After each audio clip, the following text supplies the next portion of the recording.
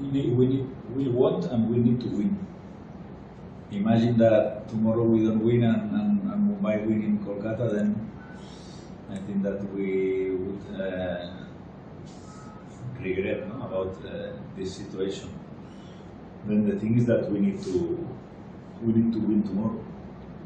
I don't know if Chennai, if the players, because I was in the same situation than Chennai last season, that at home against Jamshedpur I played with all the players that usually they didn't play, and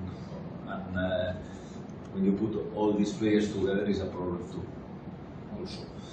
Then, but the thing is not the game tomorrow. The thing is that the important game for Chennai is the next game. For us, the important game is tomorrow, because we still have chance.